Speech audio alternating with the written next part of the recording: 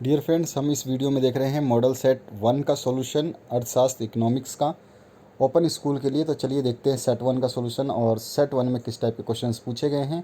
सारा सॉल्यूशन मिलेगा आपको इसमें, आप आराम से इसको देखें और इस वीडियो को अंत तक देखना ताकि जो पीडीएफ का पासवर्ड आपको बताऊं उसको आप नोट कर पाएँ और इस पीडीएफ को आसानी से उत्तर के साथ में डाउनलोड कर पाएँ। तो जो आप उत्तर देख रहे हैं इस उत्तर के साथ में ही आपको ये मिलेगा।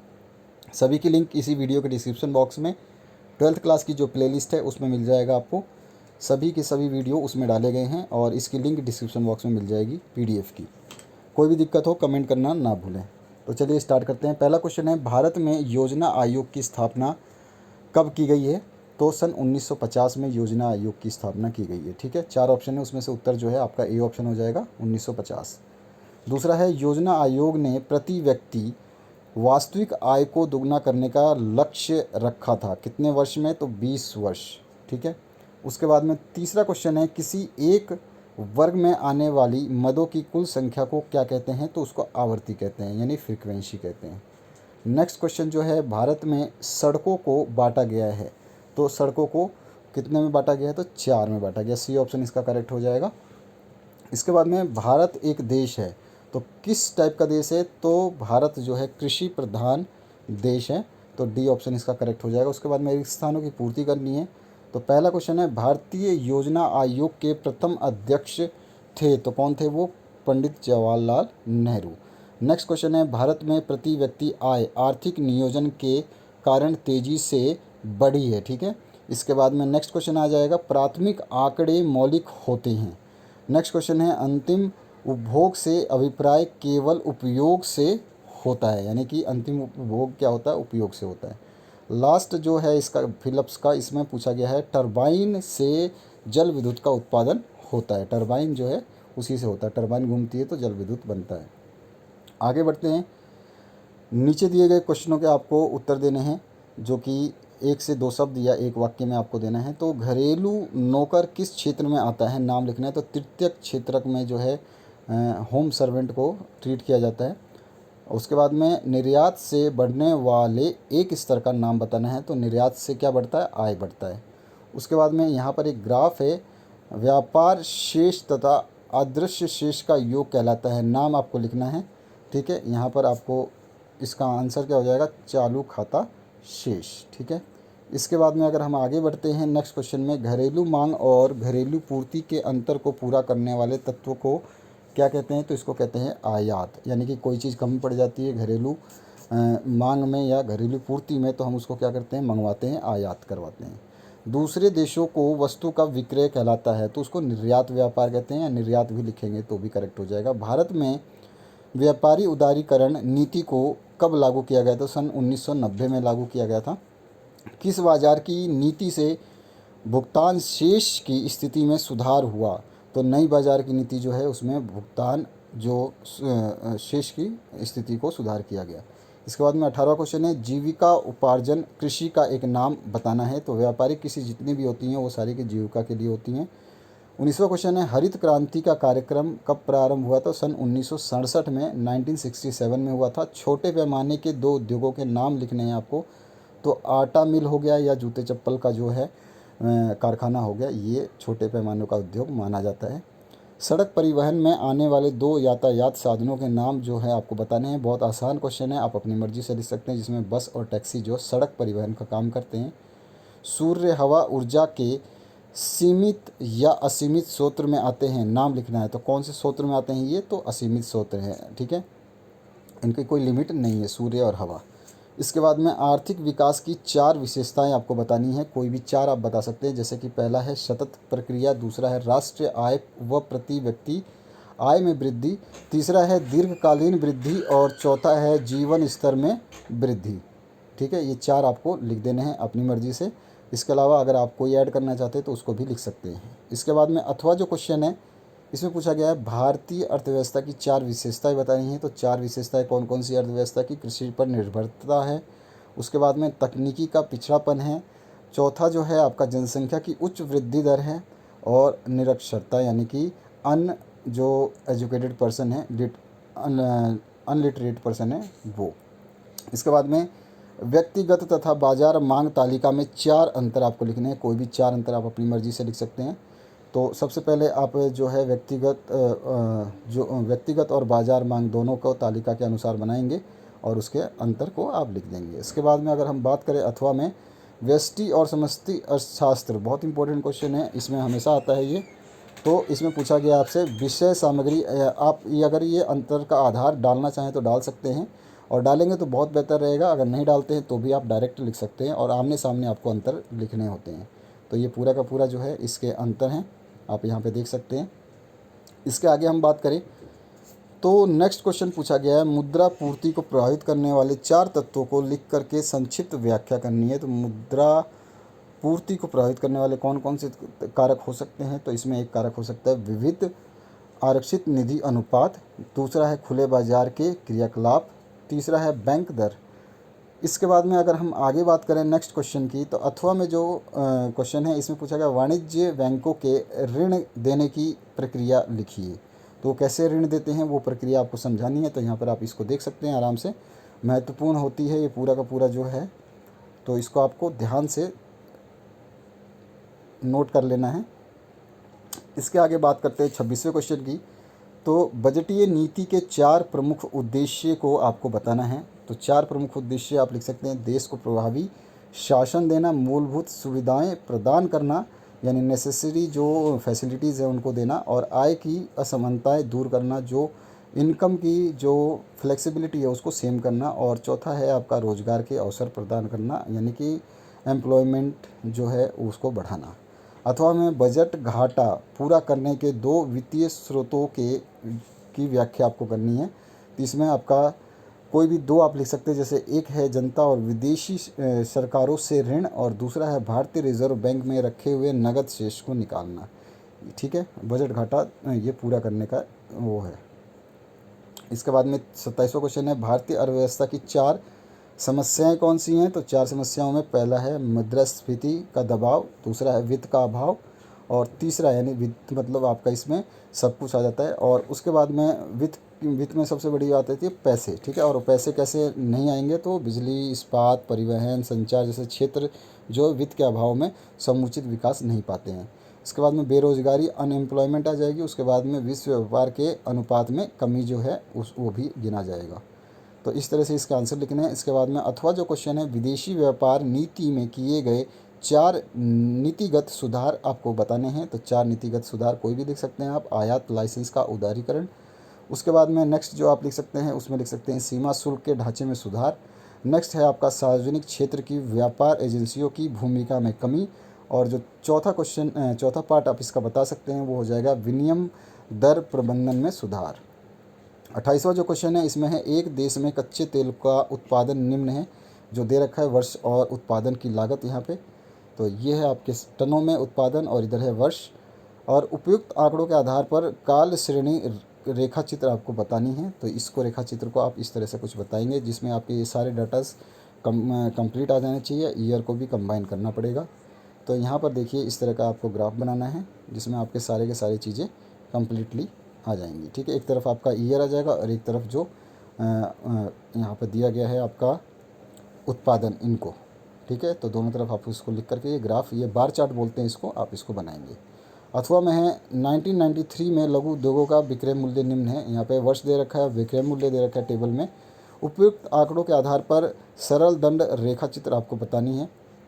तो रेखा चित्र जो है इस प्रकार का बनेगा जिसमें स्ट्रेट ग्राफ जाता है, जिसको हम कांस्टेंट ग्राफ बोलते हैं। ना तो ये बढ़ता है ना घटता है। अगर आपकी जो है वस्तु की मात्रा बढ़ रही है तो वस्तु का कीमत भी आपकी बढ़ती जाएगी। जैसे जैसे वस्तु की मात्रा बढ़ेगी वैसे वैसे कीमत बढ़ती जाएगी। तो इस तरह से जितना उपभोग होगा उतनी कीमत बढ़ती जाएगी। उसके बाद में नेक्स्ट क्वेश्चन है, 4 साधन आय का संक्षेप में अर्थ लिखना है आपको।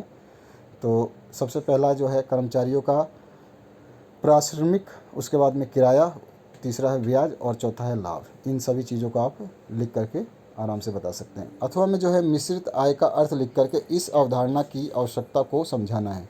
तो मिश्रित आय का अर्थ सबसे पहले आपको बता देना है, उसके बाद में इसकी आवश्यकता क्या है उसको बताना है।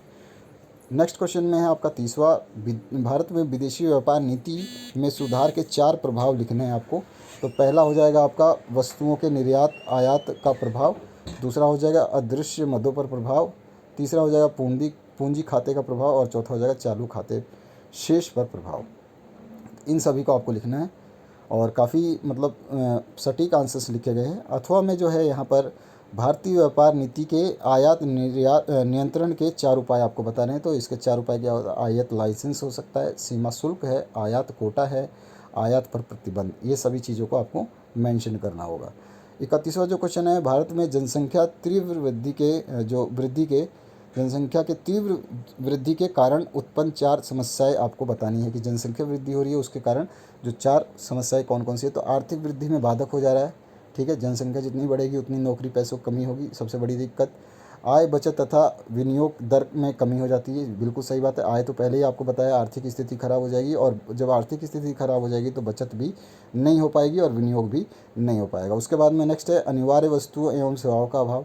ऑब्वियस सी बात है, जैसे आप देख रहे हैं कोरोना काल में वैक्सीनेशन की दिक्कत क्यों आ रही है इंडिया में, क्योंकि आपका जो है जनसंख्या इतनी है कि सबसे पहले 45 साल वालों को लगाए कि 18 से 40 साल वालों को लगाए, यही समझ में नहीं आ रहा है और पूर्ति नहीं हो पा रही है। जनसंख्या इतनी ज़्यादा है, अगर हम बात करें चाइना को छोड़ कर तो पूरे विश्व की जनसंख्या को मिला करके भारत की जनसंख्या के बराबर आती है, तो बहुत बड़ी जनसंख्या है।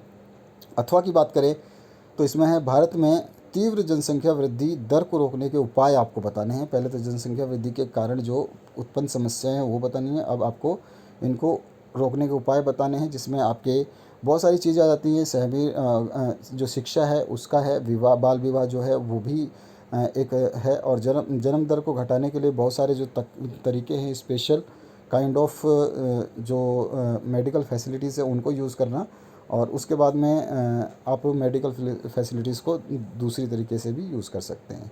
इसके बाद में 32वां अर्थव्यवस्था की 3 मूलभूत क्रियाओं की संक्षेप में व्याख्या आपको करनी है। तो इसकी 3 कोई भी मूलभूत जो क्रियाएं हैं, जैसे कि उत्पादन है, उपभोग है और निवेश है, इन सभी को आप व्याख्या कर सकते हैं थोड़े थोड़े शब्दों में।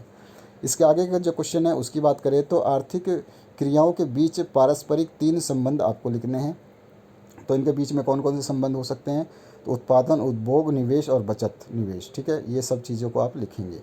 नेक्स्ट क्वेश्चन जो है आपका 33, पूर्ति वक्र से आप क्या समझते हैं? रेखाचित्र द्वारा आपको समझाना है। तो यहाँ पे व्यक्तिगत पूर्ति आ जाएगा और एक बाजार पूर्ति वक्र आ जाएगा, और दोनों को कंबाइन करके आपको इस टाइप का ग्राफ बना देना है, तो ये आपका ग्राफ बनेगा, ठीक है। इसके आगे बढ़ते हैं नेक्स्ट क्वेश्चन की तरफ। तो यहाँ पर जो है आपका ये पहले उसका पार्ट जो है, बचे हुए पार्ट में क्या बताया गया कि कौन सा जो कर्व है वो क्या कहता है, कौन सी लाइन क्या बताती है और कौन सा पॉइंट क्या बताता है, तो ये चीज़ें इसमें बताई गई। अथवा में है मांग अधिक्य से आप क्या आशय है, और रेखा चित्र द्वारा कीमत पर पड़ने वाले प्रभाव को आपको बताना है। तो सबसे पहले मांग अधिक्य जो है वो क्या है उसको बताना है, और मांग अधिक्य का वस्तु की कीमत पर प्रभाव क्या है वो आपको बता देना है। पहले कम्प्लीटली आप लिख करके 5 पॉइंट 6 पॉइंट जो आपको समझ में आते हैं उनको लिखना है। उसके बाद में इसका रेखा चित्र द्वारा स्पष्टीकरण भी आपको करना है। तो यहाँ पर आप देख सकते हैं ये एक रेखा चित्र का जो है स्पष्टीकरण आप इस तरह से कर सकते हैं, और कोई ऊपर नीचे हो गया तो उसको थोड़ा सा आप चेक कर लेंगे जब PDF डाउनलोड करना।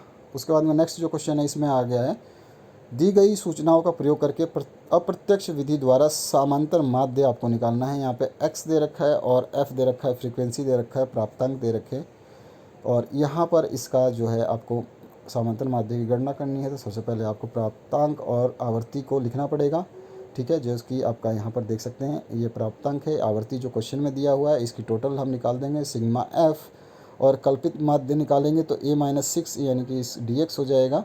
तो इसमें क्या हो जाता है, यहाँ पर 0 कैलकुलेट कर देते हैं 0 के बराबर, क्योंकि यहाँ पे आपका ये आ जाता है, तो यहाँ पे वापस से हम माइनस और माइनस करके चलेंगे। इसके बाद में इसको f/dx लिख लेंगे, तो f ये रहा, f वाली वैल्यू ये रही और dx वाली वैल्यू ये रही, तो इनको मल्टीप्लाई कर लेंगे तो ये आ जाएगा आपस में, यानी कि इसको इससे मल्टीप्लाई करेंगे, यानी कि मैं आपको दोबारा दिखा देता हूँ, इसको इससे मल्टीप्लाई करेंगे, इससे इसको, इससे वो आमने सामने वाले से मल्टीप्लाई करेंगे और लिख देंगे, फिर सिग्मा f/dx निकाल लेंगे। जो आपका आ जाएगा उसको फॉर्मूले में रख देंगे। फार्मूला हमारे पास x बार का है ही समांतर माध्य का, और उसमें रखने के बाद में आप सीधी की सीधी वैल्यू निकालेंगे तो 6.1 जो है आंसर आ जाएगा। अथवा की बात करें तो वर्ष 1995 में ABC वस्तुओं की कीमतें जो है क्रम से 50, 7 और 3 रुपये थी। 96 में बढ़ कर के वो 52, 8 और 5 रुपये हो गई। सरल सामूहिक विधि द्वारा समझाइए कि कीमत में औसत वृद्धि कितनी हुई है। तो सबसे पहले आपको बताना है कि ये जो 1995 में थी और 1996 में क्या क्या वैल्यू हो गई, और उसके बाद में जो है आधार वर्ष जो आप लेंगे तो उसके हिसाब से आप निकाल देंगे वैल्यूज़ को। तो यहाँ पे आ जाएगा ये आधार वर्ष और स्त्रियों की कुल संख्या इंटू पुरुषों की कुल संख्या, ऐसे करके निकालेंगे तो ये आपके पास में आंसर आ जाएगा। ठीक है, ये आप देख सकते हैं यहाँ पे सबमिशन किसका किसका कर रखा है, ये 60 हो गया और ये 65 हो गया। ठीक है, यह सामान की कुल संख्या। तो यहाँ पर आपको बता दिया गया कि ये चीज़ें वृद्धि हो गई हैं। ये आपको माइनस कर देना पड़ेगा उसमें से, जो आपकी टोटल है उसमें से 100 ही आपका मैक्सिमम होता है, तो माइनस करोगे तो इतने % वृद्धि हो गई। देश के राष्ट्रीय आय अनुमान के कोई 4 जो है उपयोग लिखना है तो आर्थिक समृद्धि के माप के रूप में लिख सकते हैं। प्रति व्यक्ति आय के अनुमान में सहायक होती है और विभिन्न आर्थिक क्षेत्रों की प्रगति की समीक्षा में सहायक होती है। ठीक है, ये सब चीज़ें आप लिखेंगे। और चौथा जो पार्ट है, आय के वितरण में असमानताएं मापने में सहायक होती है। तो ये सारी चीज़ें ये कैलकुलेट कर सकता है, इसमें काफ़ी सहायता देता है।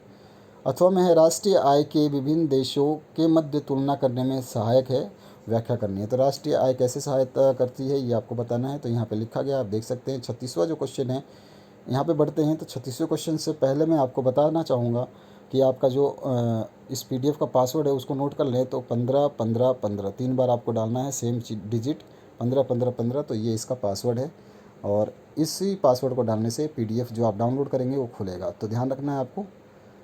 तो यहाँ पे जो पूछा गया, आयु एवं लिंग के आधार पर भारत की जनसंख्या की संरचना की व्याख्या करनी है। तो आयु के आधार पर पहले बताना है, उसके बाद में लिंग के आधार पर बताना है, क्योंकि इसमें पुरुष और स्त्री दोनों आ जाएगी। ठीक है, अब सूत्र जो है लिंग अनुपात का उसको आप ज़रूर लिखें, यहाँ पे हमने लिखना भूल गए। बाकी इसके बाद में अथवा की बात करें तो भारत की अंतर्प्रदेशीय विभिन्नताओं की व्याख्या करनी है। तो भारत की अंतर्प्रदेशीय विभिन्नताएं कौन कौन सी है वो उसको आपको बताना है। तो अथवा में आप इसको देख सकते हैं, ये रहा पूरा आंसर, आराम से देख लीजिए। पहला पैराग्राफ यहाँ पे कंप्लीट होता है, यहाँ तक आप कंप्लीट देख लीजिए। वीडियो को पॉज करके स्क्रीनशॉट लेना चाहे स्क्रीनशॉट ले ले, पढ़ना चाहे पढ़ ले।